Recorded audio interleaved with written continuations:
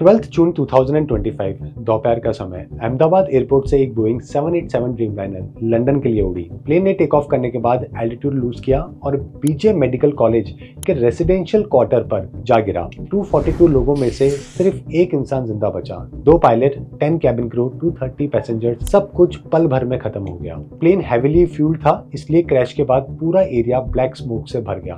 बीजे medical college के hostel और residential area का भी डैमेज हुआ। क्रैश के बारे में अभी इन्वेस्टिगेशन जारी है, लेकिन एविएशन एक्सपर्ट्स का कहना है कि या तो इसके पीछे कोई ड्यूल इंजन फेलियर है या फिर बर्ड हिट करने का एक कारण है, जो कि हो सकता है। अभी एक फॉर्मल इन्वेस्टिगेशन शुरू हो चुकी है, जिसमें इंटरनेशनल एक्सपर्ट्स भी शामिल हैं। ब्लैक बॉक्स की तलाश जारी है, लेकिन अभी भी सबसे बड़ा सवाल बाकी है, ये बस एक एक्सीडेंट था या एक वार्निंग जिसे हम इग्नोर करते आ रहे हैं। इंडिया में हर साल लगभग 1 से 1.2 मिलियन कमर्शियल फ्लाइट है जो कि फ्लाई करती है, जबकि यूएस में इसका कई गुना ज्यादा है, लगभग 16 मिलियन, और यूके में 2 मिलियन के आसपास शेड्यूल्ड फ्लाइट होती है। कमर्शियल एविएशन में यूएस और यूके का एक्सीडेंट रेट हर मिलियन फ्लाइट पर 0.2 से भी कम फैटल एक्सीडेंट का है, जो ग्लोबल एवरेज 1 से भी बहुत अच्छा है। इंडिया का कमर्शियल एविएशन सेफ्टी रिकॉर्ड भी बहुत स्ट्रॉन्ग है। हर मिलियन फ्लाइट के नंबर का हिसाब से देखा जाए तो इंडिया, यूएस और यूके सभी का कमर्शियल एविएशन सेफ्टी रिकॉर्ड बहुत स्ट्रॉन्ग है, लेकिन उसके बावजूद ऐसे इंसिडेंट हमें सोचने पर मजबूर कर देते हैं। दोस्तों, आज हम सिर्फ 81171 नहीं बल्कि इंडिया के पिछले 50 सालों के 5 सबसे डेडली प्लेन क्रैश का इन्वेस्टिगेशन करेंगे। हम देखेंगे कि इन डिजास्टर के पीछे कौन से सिस्टमैटिक फेलियर थे, क्या इनसे हमने कुछ सीखा या अब हम वही गलतियां दोहरा रहे हैं, और सबसे जरूरी चीजें, क्या आज 2025 में हमारे एविएशन सेफ्टी वाकई बेहतर हो चुकी है। दोस्तों, सबसे पहले हम आपको बता दें कि क्रैश के बाद कई ऐसे लोग इसलिए शॉक्ड हैं क्योंकि बोइंग का ड्रीमलाइनर प्लेन आज तक ऐसे किसी क्रैश का शिकार नहीं हुआ है। एयरलाइंस पायलट और पैसेंजर के बीच एक पॉपुलर सेइंग बहुत चलती है, if it is not Boeing I am not going, यानी कि सेफ्टी प्रोटोकॉल हमेशा बहुत ज्यादा होते हैं। इवन बोइंग 737 दुनिया के सबसे ज्यादा यूज होने वाली कमर्शियल एयरक्राफ्ट है, और ड्रीमलाइनर को लॉन्च से लेकर अब तक एक फ्लॉलेस सेफ्टी रिकॉर्ड का स्टेटस दिया जाता था। बोइंग ड्रीमलाइनर यानी बोइंग 787 एक मॉडर्न और एडवांस पैसेंजर एयरप्लेन है जो लॉन्ग डिस्टेंस फ्लाइट्स के लिए डिजाइन किया गया था। इसका मेन फीचर है लाइट वेट डिजाइन, क्योंकि ये प्लेन 50% कंपोजिट मटेरियल से बना हुआ है, जो इसको ज्यादा स्ट्रॉन्ग और फ्यूल एफिशिएंट बनाता है। ये प्लेन 242 से 344 पैसेंजर तक ले जा सकता है, और एक बार फ्यूल भरने पे 11,000 से 14,000 किलोमीटर तक कंटिन्यूअस उड़ सकता है। इसकी स्पीड लगभग 900 किलोमीटर पर आवर की होती है, जो इसको लॉन्ग हॉल फ्लाइट्स के लिए परफेक्ट है, जो कि बनाता है। इससे पहले ड्रीमलाइनर के किसी भी क्रैश में फेटेलिटी नहीं हुआ था, लेकिन अब अहमदाबाद क्रैश ने इस रिकॉर्ड को भी तोड़ दिया। अब बोइंग की सेफेस्ट इमेज पर बहुत बड़े सवाल है जो कि उठ रहे हैं। सिर्फ यही नहीं, बोइंग के दूसरे मॉडल्स जैसे कि 737 मैक्स भी पिछले कुछ सालों में काफी कंट्रोवर्सीज में रहते हैं। 2018 और 19 के लायन एयर और इथियोपियन एयरलाइन क्रैशेस, जिसमें MCAS सॉफ्टवेयर की गलती से 346 लोगों की मौत हो गई थी, उन्होंने बोइंग के इंजीनियरिंग और सेफ्टी कल्चर को लेकर दुनिया भर में चिंता बढ़ा दी। उसके बाद जनवरी 2024 में अलास्का एयरलाइंस की बोइंग 373 मैक्स 9 फ्लाइट्स का डोर प्लग मिड एयर से निकल गया, जिससे बोइंग के मैन्युफैक्चरिंग प्रैक्टिस पर भी सवाल उठ गए। खैर, अब इस केस में क्या हुआ ये तो इन्वेस्टिगेशन के बाद ही पता चलेगा। आइए जब तक हम अपनी कहानी को आगे बढ़ाते हैं और इंडिया के डेडलीस्ट प्लेन क्रैशेस पर नजर डालते हैं। अगर मैं इंडिया के टॉप 5 डेडलीस्ट प्लेन क्रैशेस की बात करें तो उसकी शुरुआत होती है एयर इंडिया फ्लाइट 855 से, जो कि 1978 की टाइम की बात है, जो अरेबियन सी मुंबई के अंदर गिर गया था। 1 जनवरी 1978 को मुंबई से दुबई जाने वाली Air India flight 855 Boeing 747-2378 emperor Ashoka take off से सिर्फ 101 सेकंड के बाद ही अरेबियन सी में क्रैश हो गई थी। इस फ्लाइट में टोटल 213 लोग थे, 190 पैसेंजर और 23 क्रू मेंबर, और एक भी इंसान इसमें नहीं बचा था। ये क्रैश इंडिया की एविएशन हिस्ट्री का सबसे पहला और सबसे बड़ा बोइंग 747 डिजास्टर था। रात का समय था और प्लेन ने रनवे 27 से टेक ऑफ किया था। स्टैंडर्ड प्रोसीजर के हिसाब से प्लेन ने एक राइट टर्न लेना था, लेकिन टेक ऑफ से 1 मिनट बाद ही एयरक्राफ्ट ने लेफ्ट रोल करना शुरू कर दिया। कुछ ही सेकंड्स के अंदर प्लेन का लेफ्ट बैंक ज्यादा हो गया और एयरक्राफ्ट कंट्रोल से बाहर हो गया, और 108 डिग्री लेफ्ट बैंक और 35 डिग्री नोज डाउन एंगल पर समुद्र में जा गिरा। यहाँ एक फिनोमिना काम करता है जिसे हम लोग स्पेशल डीओरिएंटेशन कहते हैं। जब रात में समुद्र और वेदर में पायलट को विजुअल क्लूज नहीं होते हैं, तब उनके सेंसेस उनको गलत डायरेक्शन का सिग्नल दे सकते हैं। कैप्टन को लगा प्लेन राइट बैंक पर है, तो उन्होंने लेफ्ट इनपुट दिया, लेकिन असल में प्लेन पहले और ज्यादा लेफ्ट बैंक पे चल रहा था। क्रूज रिसोर्सेज मैनेजमेंट भी यहाँ फेल हो गए क्योंकि कॉकपिट में प्रॉपर कम्युनिकेशन और क्रॉस चेक नहीं हो पाई। सिर्फ 101 सेकंड में प्लेन समुद्र में जाके गिर गया। इन्वेस्टिगेशन में पता चला कि कोई सबोटाज, एक्सप्लोजन या मैकेनिकल फेलियर नहीं था। सब कुछ एक इंस्ट्रूमेंट के फेलियर और ह्यूमन एरर की वजह से हुआ। इस क्रैश के बाद एयर इंडिया ने कॉकपिट ट्रेनिंग और इंस्ट्रूमेंट क्रॉस चेकिंग प्रोटोकॉल को अपडेट किया। क्रू रिसोर्स मैनेजमेंट ट्रेनिंग को स्टैंडर्ड बनाया गया ताकि कॉकपिट में हर मेंबर अपनी बात कॉन्फिडेंटली रख सके और इमरजेंसी में भी अपने बैकअप इंस्ट्रूमेंट्स को यूज कर सके। इस एक्सीडेंट के बाद में दुनिया भर में पायलट ट्रेनिंग और स्पेशल डिसओरिएंटेशन और इंस्ट्रूमेंट फेलियर सिनेरियो का इंक्लूड किया गया। ये एक रिमाइंडर था कि टेक्नोलॉजी और ह्यूमन फैक्टर दोनों इक्वली इंपॉर्टेंट है और कभी भी एक छोटी सी गलती से मिसअंडरस्टैंडिंग पूरे सिस्टम को फेल कर सकती है। सेकंड बात करते हैं इंडियन एयरलाइंस फ्लाइट 113 1988 के टाइम की बात है और ये भी अहमदाबाद में हुआ था। 19 अक्टूबर 1988 को मुंबई से अहमदाबाद आने वाली इंडियन एयरलाइंस फ्लाइट 113 जो बोइंग 737-200 थी, एक बहुत ही दुखदायी सुबह को क्रैश हो गई। सुबह का समय था और अहमदाबाद एयरपोर्ट पर फॉग और हेज इतना ज्यादा था कि विजिबिलिटी सिर्फ 1.2 माइल्स थी। फ्लाइट में तो टोटल 135 लोग थे, लेकिन क्रैश के बाद 133 लोगों की मौत हो गई। दोनों एक्सपीरियंस पायलट थे, लेकिन उस दिन कंडीशन बहुत ज्यादा चैलेंजिंग थी। पायलट ने लोकलाइज्ड डीएमई अप्रोच चूज किया जो एक नॉन प्रिसिशन अप्रोच होता है। मतलब इसमें पायलट को ज्यादा अपने इंस्ट्रूमेंट और जजमेंट पर भरोसा करना पड़ता है। कॉकपिट वॉइस रिकॉर्डर जो टेप्स मिली, उन्होंने रिवील किया कि पायलट्स रनवे को विजुअली देखने की कोशिश में इतने बिजी हो गए कि उन्होंने अपने एल्टीट्यूड का ध्यान रखना छोड़ दिया। पायलट्स ने टावर से कंफर्म नहीं किया कि लैंडिंग के लिए सब कुछ सेफ है या नहीं और ना ही एक दूसरे को बताया कि अब हाइट कहां पर है। एयरक्राफ्ट रनवे से 2.5 किलोमीटर पर एक पैडी फील्ड था। पहले प्लेन को ट्रीज से टकरा गया और फिर एक इलेक्ट्रिसिटी पोल से। जैसे ही प्लेन ग्राउंड से टकराया, तुरंत एक फायरबॉल बन गया। क्रैश इतना सवियर था कि रेस्क्यू टीम को सिर्फ 2 सर्वाइवर मिले, बाकी सब लोग जलकर एक इंपैक्ट में मारे गए। इन्वेस्टिगेशन हुई तो सबसे पहले ब्लेम पायलट एरर पर आया क्योंकि उन्होंने इंस्ट्रूमेंट अप्रोच की बेसिक सेफ्टी चीजें इग्नोर करी। लेकिन इन्वेस्टिगेशन ने यह भी हाईलाइट किया कि एटीसी यानी कि एयर ट्रैफिक कंट्रोल की तरफ से भी कम्युनिकेशन में काफी कमी थी। एटीसी ने पायलट्स को real time visibility condition clearly नहीं बताई और ना ही उनको वार्न किया कि अप्रोच रिस्की हो सकता है। इस क्रैश के बाद में पूरे एविएशन सेक्टर में विजिबिलिटी रिपोर्टिंग और अप्रोच प्रोसीजर को काफी ज्यादा स्ट्रिक्ट बनाया गया।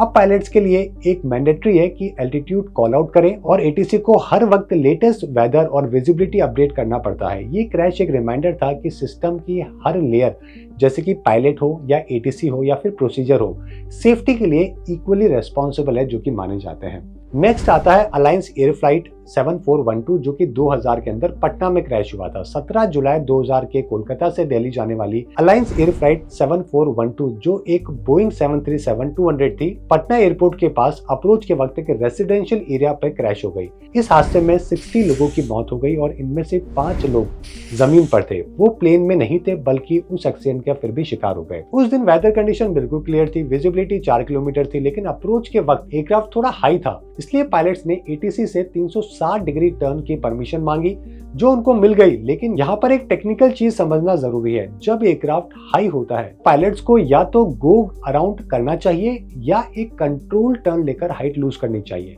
लेकिन इस फ्लाइट में जब क्रूज ने टर्न लिया, एयरक्राफ्ट की स्पीड और कॉन्फ़िगरेशन सही नहीं थे, जबकि इसी वजह से प्लेन स्टॉल हो गया। स्टॉल का मतलब होता है कि एयरक्राफ्ट के विंग लिफ्ट जनरेट नहीं कर पाते और प्लेन अनकंट्रोलेबल हो जाता है। जब प्लेन स्टॉल था, पायलट्स ने टाइमली स्टॉल रिकवर नहीं की और एयरक्राफ्ट सीधा गार्डनी बाग रेसिडेंशियल एरिया में क्रैश हो गया। नैरो रेसिडेंशियल लेन्स की वजह से रेस्क्यू टीम को भी इसमें काफी परेशानियां हुई और काफी मुश्किलें हुई। इस क्रैश का रीजन क्रू का लॉस ऑफ कंट्रोल था, जबकि ह्यूमन एरर इस क्रैश के बाद पायलट ट्रेनिंग में स्टॉल रिकवरी और अप्रोच स्टेबलाइजेशन पर भी ज्यादा फोकस किया गया ताकि आगे ऐसी गलतियां रिपीट ना हो। फोर्थ आता है एयर इंडिया एक्सप्रेस फ्लाइट 812 जो कि 2010 में मैंगलोर में क्रैश हुआ।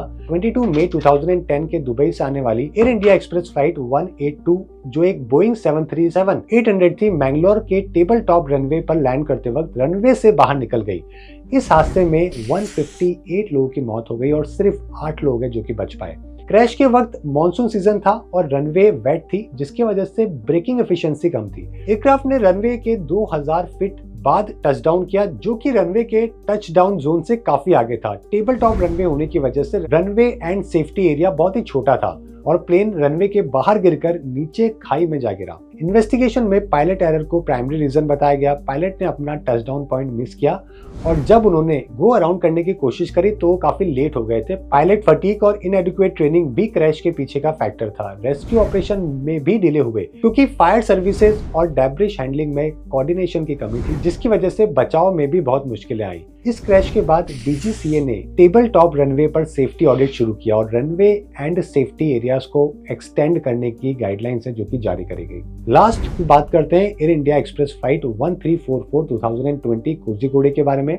7 अगस्त 2020 के दुबई से आने वाली और एयर इंडिया एक्सप्रेस फ्लाइट 1344 जो बोइंग 737-800 थी, कोझीकोड के टेबल टॉप रनवे पर हैवी रेन के बीच लैंड करते वक्त रनवे से बाहर निकल गई। प्लेन रनवे के एंड से स्लिप होकर लगभग 110 फीट नीचे गिर गया। इस क्रैश में 21 लोगों की मौत हो गई, जिसमें दोनों पायलट भी शामिल थे और कई लोगों के गंभीर चोट आई। इस एक्सीडेंट की वजह काफी कॉम्प्लेक्स थी। सबसे पहले तो एयरक्राफ्ट ने 2 बार अप्रोच अबॉर्ट किया। तीसरे टाइम पर एयरक्राफ्ट ने टेलविंड के साथ में, यानी हवा पीछे से चल रही थी, हाई स्पीड पर लैंडिंग की। रनवे ऑलरेडी वेट था, जिसकी वजह से ब्रेकिंग डिस्टेंस और कम हो गई। जब प्लेन फाइनली टचडाउन हुआ तो वो रनवे के काफी आगे लैंड हुआ और फिर रुक नहीं पाया। टेबल टॉप रनवे होने की वजह से रनवे के बाद कोई प्रॉपर सेफ्टी नहीं थी और प्लेन सीधा स्लोप से नीचे गिर गया। इन्वेस्टिगेशन रिपोर्ट ने pilot error, adverse weather condition और एयरपोर्ट इंफ्रास्ट्रक्चर की कमी को ब्लेम किया। टेबल टॉप रनवे होने की वजह से और रनवे एंड सेफ्टी एरिया की कमी की वजह से क्रैश की सेवेरिटी और बढ़ गई। रेस्क्यू ऑपरेशन में भी प्रॉब्लम आई। लोकल फायर क्रू और रेस्क्यू टीम को एयरक्राफ्ट टाइप की प्रॉपर ट्रेनिंग नहीं थी, जिसकी वजह से इवैक्यूएशन में भी डिले हुआ। मिनिस्ट्री ऑफ सिविल एविएशन ने इंसिडेंट को बाद में वाइड बॉडीड एयरक्राफ्ट को कोझीकोड पर ऑपरेशन टेम्पररी सस्पेंड कर दिया और रनवे एक्सटेंशन कर दिया। इस क्रैश ने एक बार फिर दिखाया कि सेफ पायलट या वेदर नहीं, बल्कि एयरक्राफ्ट इंफ्रास्ट्रक्चर और इमरजेंसी रेस्पॉन्स भी इक्वली इंपॉर्टेंट है एविएशन सेफ्टी के लिए। तो अगर हम इन सभी क्रैशेस को देखें तो कुछ पैटर्न्स क्लियरली आप देख सकते हैं कि एक पायलट की गलती नहीं बल्कि पूरे सिस्टम की कमियों की ट्रेजेडीज इसकी वजह है जो कि बनती है।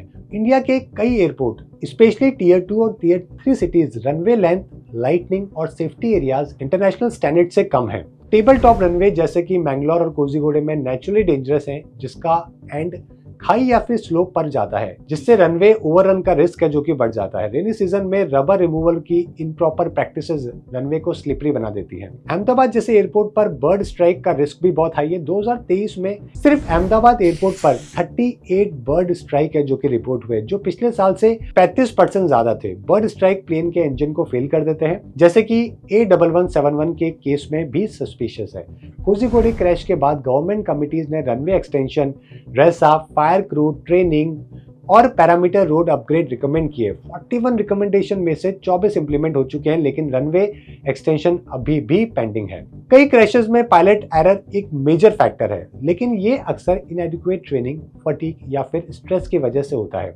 स्पेशल डिसओरिएंटेशन जैसे कि कॉम्प्लेक्स इश्यूज, जहां पायलट को अंधेरे में या बैड वेदर में एयरक्राफ्ट की पोजीशन को सही अंदाजा नहीं होता, ट्रेनिंग से भी हैंडल किया जा सकता है। लेकिन फटीग मैनेजमेंट प्रोटोकॉल्स इंडिया में अब भी डेवलप्ड कंट्री के कंपैरिजन में बहुत वीक है। 2024 में एक सर्वे में 70% पायलट ने कहा कि 10 घंटे से ज्यादा उनकी ड्यूटी आवर्स होते हैं, जो कि मेजर कारण है। रोस्टर इनस्टेबिलिटी होना, फ्रीक्वेंट टेल स्वैप्स होना, मिनिमम रेस्ट पीरियड पर काम करने से भी एरर बढ़ जाते हैं। डीजीसीए ने 2025 में स्ट्रिक्ट नॉर्म्स इशू किए, जिसमें एयरलाइंस ने उन्हें इंप्लीमेंट करने में काफी डिले किया। एयरक्राफ्ट मेंटेनेंस के रूल्स भी अब स्ट्रिक्ट हुए हैं, लेकिन पिछले कई बार एयरवर्थीनेस सर्टिफिकेट बिना प्रॉपर इंस्पेक्शन के मिल जाते हैं। मेंटेनेंस रिकॉर्ड मैनिपुलेट करने या कॉस्ट कटिंग करने की वजह से भी सेफ्टी कॉम्प्रोमाइज होती है। डीजीसीए ने 2023 के इंस्पेक्शन में एयर इंडिया के इंटरनल सेफ्टी ऑडिट में लैप्स पाए हैं। 13 सेफ्टी स्पॉट चेक की रिपोर्ट फॉल्सिफाइड निकली, यानी कि मेंटेनेंस में डिफिशिएंसीज की वजह से काफी सारी जगह पे ये फॉल्स सर्टिफिकेट है जो कि देखने को मिले। डीजीसीए और एयरपोर्ट अथॉरिटी ऑफ इंडिया पर एविएशन सेफ्टी की जिम्मेदारी है, लेकिन ऑडिट्स में कई बार oversight, lack of qualified personnel और इंफ्रास्ट्रक्चर इन्वेस्टमेंट की कमी हाईलाइट हुई है। ICAO ऑडिट के बाद इंडिया की सेफ्टी रैंकिंग इंप्रूव हुई है। इफेक्टिव इंप्लीमेंटेशन स्कोर 85% है जो कि हो गया, जो पहले 69% था। लेकिन अभी भी रनवे एक्सकर्जन, बर्ड स्ट्राइक और maintenance deficiencies high risk categories में है। 2024 में भारतीय वायुयान विधेयक 2024 पास हुआ, जिससे डीजीसीए, बीसीएसी और एआईआईबी को ज्यादा पावर्स और ऑटोनॉमी मिली है। एक्सीडेंट इन्वेस्टिगेशन अब और स्ट्रीमलाइन हुई है और सेंट्रल गवर्नमेंट ओवरसाइट भी टाइट है। पायलट्स, मेंटेनेंस इंजीनियर्स और एयरक्राफ्ट ऑपरेटर पर स्ट्रिक्ट ट्रेनिंग और कंप्लायंसेस रिक्वायरमेंट है। अगर मैं प्राइवेट और पब्लिक सेफ्टी कंप्लायंसेस की बात करूं, तो प्राइवेट एयरलाइंस पर कॉस्ट कटिंग का प्रेशर बहुत ज्यादा होता है, जबकि पब्लिक एयरलाइंस में ब्यूरोक्रेसी और स्लो डिसीजन मेकिंग बहुत बड़े इशू हैं। विसिल ब्लोअर केसेस जैसे कि एयर एशिया के पायलट गौरव तनेजा का केस दिखाता है कि सेफ्टी वायलेशन रिपोर्ट करने पर रिटेलिएशन होता है और विसिल ब्लोअर प्रोटेक्शन अभी भी वीक है। तो कंक्लूजन ये है कि डीजीसीए के नेशनल एविएशन सेफ्टी प्लान 2024 से 2028 ये दिखाता है कि अभी सेफ्टी मैनेजमेंट सिस्टम जैसे कि रिस्क मॉनिटरिंग और इंफ्रास्ट्रक्चर अपग्रेड पर फोकस है। एयरक्राफ्ट मेंटेनेंस, पायलट के लाइसेंस, एयरक्राफ्ट के सर्टिफिकेशन अब ज्यादा स्ट्रिक्ट हो चुके हैं। एनुअल सेफ्टी रिव्यू के हिसाब से रिस्क बेयरिंग एयरक्राफ्ट इंसिडेंट 25% कम हुए हैं। जीपीडब्ल्यूएस अलर्ट 92% कम हुए हैं और अनस्टेबलाइज्ड अप्रोचेस 23% कम हुई है। लेकिन हर क्रैश के बाद ही एक्शन लेना यानी कि रिएक्टिव होना अभी भी एक पैटर्न है। प्रोएक्टिव सेफ्टी कल्चर जहां हर stakeholder, pilot, ATC, ground staff और management regularly safety issues report करें, अभी भी डेवलप हो रहा है। यानी कि अभी भी हम इसको 100% अचीव नहीं कर पाए हैं। लेकिन अभी भी हमें विसिल ब्लोअर प्रोटेक्शन, आरटीआई से इंफॉर्मेशन एक्सेस और डीजीसीए ऑडिट्स को और स्ट्रेंथन करना होगा। आरटीआई एक्ट के थ्रू आप DGCA, airport authority of India और एयरलाइन से सेफ्टी ऑडिट्स, रनवे मेंटेनेंस और कंप्लायंसेस रिपोर्ट मांग सकते हैं। अगर आपको ये वीडियो इन्फॉर्मेटिव लगा तो शेयर करिए, सब्सक्राइब करिए और कमेंट सेक्शन में मुझे बताएं कि क्या आपको लगता है कि इंडिया का एविएशन अभी सेफ है या हम अभी भी एक और ट्रेजेडी के इंतजार में हैं।